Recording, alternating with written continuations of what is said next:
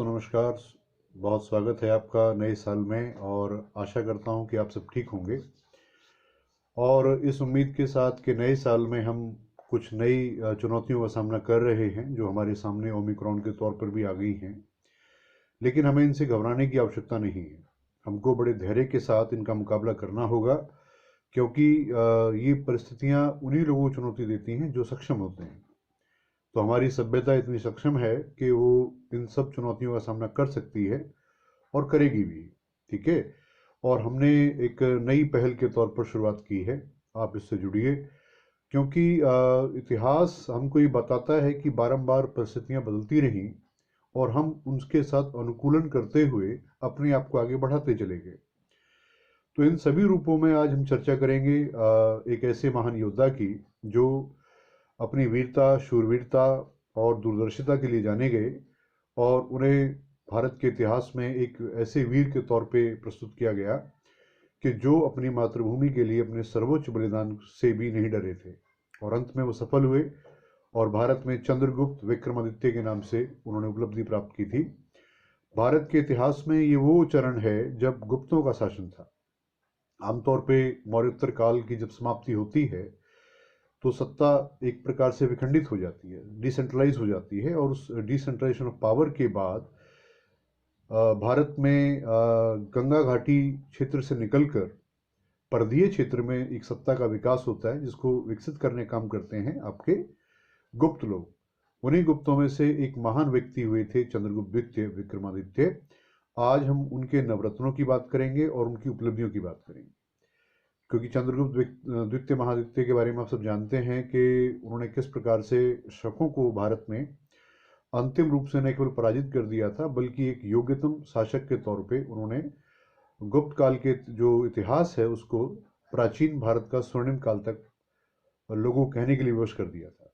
ठीक है। तो इन सब का पहलुओं की आज हम पड़ताल करेंगे कि आखिरकार वो कौन से कारण थे जिनकी वजह से चंद्रगुप्त विक्रमादित्य इतने महान हो जाते हैं, और वो सब क्या उनके जो नवरत्न हैं उनकी क्या उपलब्धियां हैं, क्या उनके व्यक्तित्व हैं, उन सब की भी बात हम करेंगे। तो आज जो हमारा सेगमेंट शुरू हो रहा है इसमें चंद्रगुप्त सेकंड विक्रमादित्य के तौर पे, इसमें एक तो हम जो है विक्रमादित्य की जो उपलब्धियां हैं उनकी बात करेंगे कि आखिरकार वो क्या उपलब्धियां उन्होंने हासिल की थी जिनकी वजह से न केवल वो आज गौरवान्वित होते हैं, बल्कि प्राचीन भारत का इतिहास भी उन पर गर्व करता है। और देखिए, दूसरा क्रोनोलॉजी को लेकर है कि उनका जो समय था वो 380 से लेकर 412 एडी के बीच का माना जाता है। लेकिन आमतौर पे ऐसा धारणा है कि समय के फेर में थोड़ा अंतर आ जाता है, क्योंकि कई बार ऐसे कारण है कि इतिहास में अलग अलग पुस्तकों में अलग अलग समय की वर्णना की गई है। लेकिन हमें समय से इतना ज़्यादा वो नहीं है, क्योंकि एक दो साल का अंतर हो सकता है मूल रूप से। लेकिन आज हम जो चर्चा करेंगे वो उपलब्धियों की और उनके नवरत्नों की करेंगे। ठीक है। चलिए देखते हैं इसमें आखिरकार क्या समय रहा है। आप गौर करें कि मौर्योत्तर काल की समाप्ति और गुप्तों के अधीन एक केंद्रीकृत राजतंत्र की सत्ता पुनः स्थापित हो जाती है, और जिसको जीवित करते हैं गुप्त काल में चंद्रगुप्त द्वितीय, विशेष रूप से शकों को पराजित करने के बाद। और इसमें एक प्रबल नायक के तौर पे ये उभर के आते हैं। ये एक बड़ी बात थी कि एक प्रबल नायक के तौर पे उभरते हैं। और आप देखें कि चंद्रगुप्त द्वितीय गुप्तों के जो एक प्रकार से संकट मोचक के तौर पे निकल के आते हैं। इनके जो भाई थे रामगुप्त, वो शकों के आक्रमण के परिणाम स्वरूप अपनी जो पत्नी थी ध्रुव देवी, उनको शकों को सौंपने हेतु राजी भी हो गए। मगर चंद्रगुप्त विक्रमादित्य ने विशिष्ट पराक्रम दिखाते हुए शक राजा की हत्या कर दी और वापस आकर अपने भाई रामगुप्त को भी मार दिया। और मारने के बाद वो विक्रमादित्य की उपाधि धारण करके सिंहासन पर आसीन हुए और पूरे इतिहास को गौरवान्वित किया। दूसरी बात स्वर्णिम काल को लेकर है कि विशिष्ट तौर से स्वर्णिम काल की अवधारणा केवल इसलिए नहीं है कि उन्होंने गुप्त राजाओं ने भारत में सबसे अधिक शुद्ध सोने के सिक्के जारी किए थे।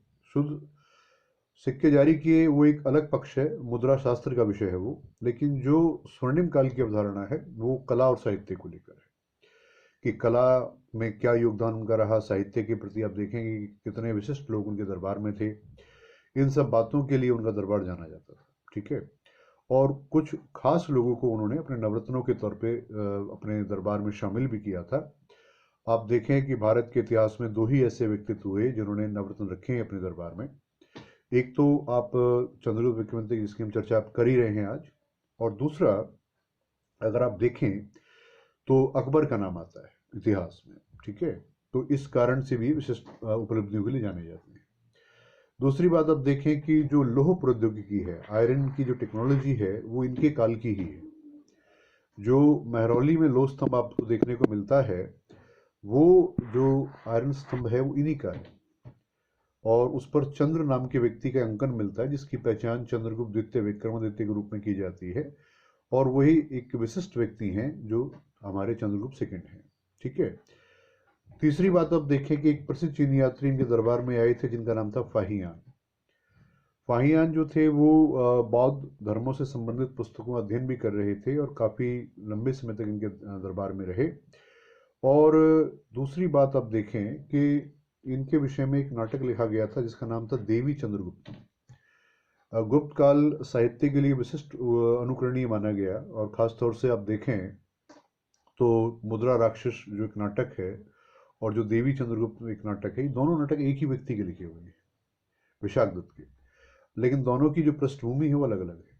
अगर आप देखें कि मुद्रा राक्षस की पृष्ठभूमि को देखें तो उसमें आप पाएंगे कि मुद्रा राक्षस में जो चंद्रगुप्त मौर्य हैं उन्होंने कैसे अपने प्रधानमंत्री कौटिल्य की सहायता से नंद वंश का तख्ता पलट किया था और विशिष्ट पराक्रम का परिचय दिया था, और नंद वंश को पराजित करने के बाद मगध पर मौर्य वंश की स्थापना की थी। तो वो उसकी कथानक है।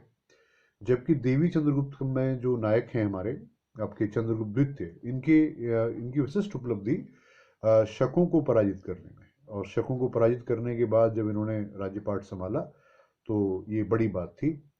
दूसरा आप देखें कि ये जो है भारत में नेपोलियन जो हमारे पुकारे जाते समुद्रगुप्त, ये उनके पुत्र थे। इन असल में जो समुद्रगुप्त थे उनके दो बेटे थे, रामगुप्त और आपके चंद्रगुप्त सेकंड। लेकिन रामगुप्त जो थे वो विशिष्ट पराक्रम नहीं दिखा सके थे, और उनको जो है इन्होंने मार दिया था बाद में, क्योंकि वो शकों से सरेंडर कर रहे थे अपनी रानी का भी और अपने शासन का भी, जो इन्हें स्वीकार नहीं था, और तब इन्होंने उनको मार दिया और तब जाके उन्होंने राजपाट संभाला था। दूसरा आप देखें कि चंद्रगुप्त का शासनकाल अपनी कला और साहित्यिक उपलब्धियों का काल है। तो ये सारे कारण जो हैं जो इनको विशिष्टता प्रदान करते हैं, क्योंकि हम अभी गुप्त काल की चर्चा नहीं कर रहे, हमने गुप्त काल के एक विशिष्ट व्यक्ति का लिया है, और हमारी सीरीज में ये होगा कि हम एक पूरा सेगमेंट भी लेंगे और उसमें सीरीज के तौर पर भी हम लेंगे लोगों को। तो यहाँ पर हमने सीरीज ले ली है फिलहाल चंद्रगुप्त सेकंड, गुप्त काल हम बाद में पढ़ाएंगे आपको। तो ये सब कारणों से इनका काल जाना जाता था। अब हम बात करते हैं देखो आगे बच्चों कि आगे इनकी जो उपलब्धियां रही हैं वो क्या रही हैं। अगर हम उपलब्धियों की बात करें तो यहाँ पर मैंने वो चीज़ें जो आपको हिंदी में बताई थी वो सारी यहाँ इंग्लिश में लिख दी हैं। जो बच्चे खासतौर से बाइलिंगुअल पढ़ते हैं या इंग्लिश मीडियम के बच्चे हैं हमारे, वो इसको पढ़ सकते हैं। The end of the post modern period and the revival of the power of A centralised monarchy under the Gupta's in an important feature of the Gupta period. This Gupta period is called the golden period of ancient India. Chandragupta second is also known for his navratnas. ठीक है, so I already elaborate in Hindi in first slide. High level of iron technology is related to his region, which can be seen in the iron pillar at Mehrauli.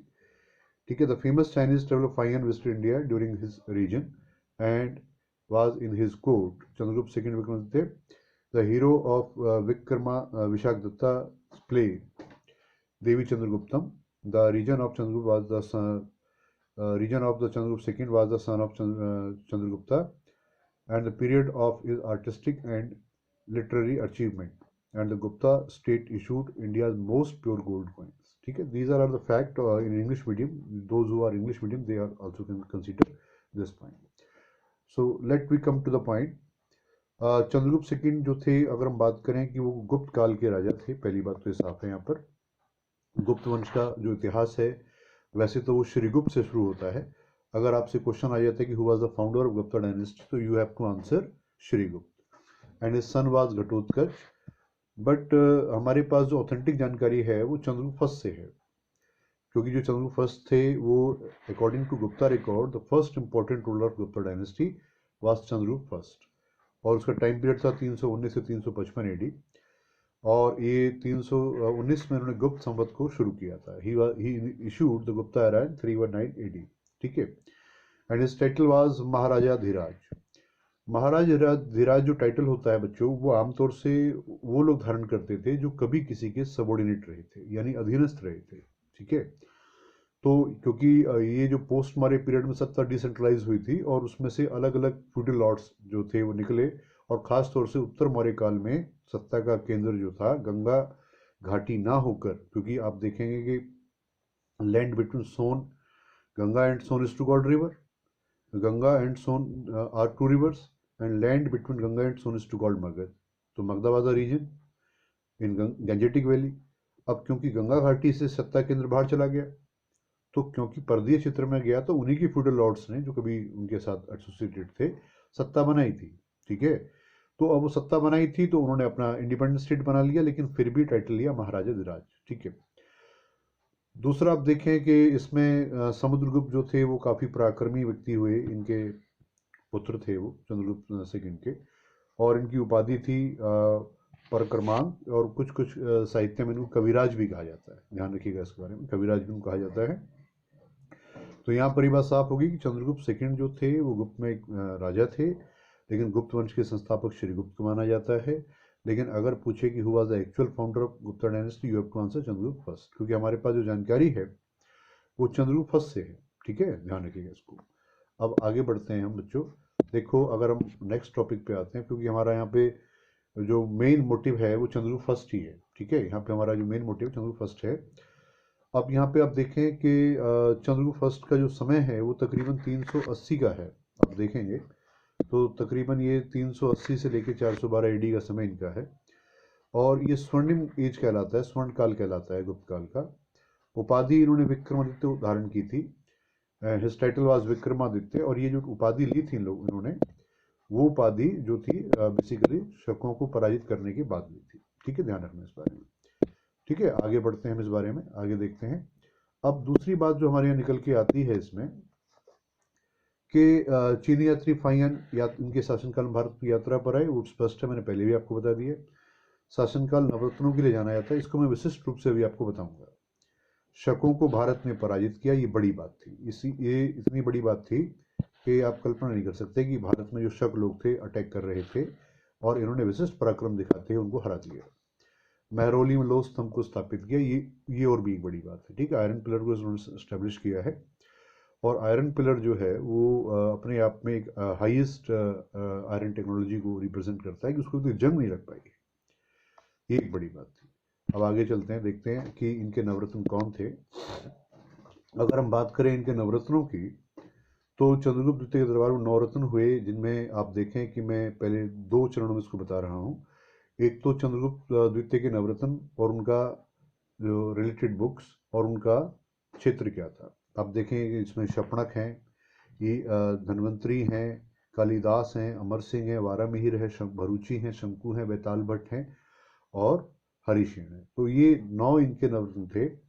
आप देखें कि कालिदास तो एक बहुत ही बड़े कवि हुए, कालिदास जी, उन्होंने बहुत बड़ा महाकाव्य भी लिखा है विज्ञान शकुंतलम, और इनके महाकाव्यों में शकों के आक्रमण के बारे में जानकारी भी है, अगर आप इसको ध्यान से पढ़ेंगे तो इस बारे में आपको मालूम चलेगा। अगर आप वारामिहिर की बात करें तो आप देखें एक बहुत बड़े एस्ट्रोनॉट थे, खगोल विज्ञानी थे, इन्होंने किताब लिखी थी बृहत संहिता, ये एस्ट्रोनॉमिकल टेक्स्ट है, खगोल विज्ञान की पुस्तक है, ठीक है। हरिशेन जो थे, आप देखें कि बाद में इन्होंने प्रयाग प्रशस्ति की रचना की है, और ये कविता कोश इनके किताब का नाम है, और समुद्रगुप्त के ये राजकवि भी थे, और बाद में इन्होंने जो है उस पर काफ़ी चीज़ें लिखी हैं, ठीक है, इसको आप समझिएगा।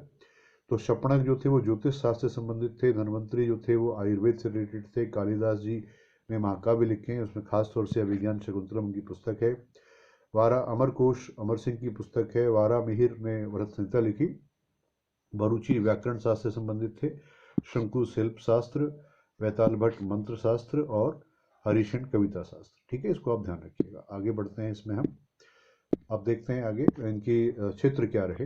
अगर हम इनके क्षेत्र की बात करें तो ये स्पष्ट हो जाएगा क्षेत्रों में कि इन्होंने जो जिस क्षेत्र में अपने उपलब्धियों को हासिल किया था, शपणक जो थे वो ज्योतिष के क्षेत्र में थे, धन्वंतरी चिकित्सा, आपको बता दें कि भारत में जो राष्ट्रीय आयुर्वेद दिवस है वो धन्वंतरी की स्मृति में ही मनाया जाता है।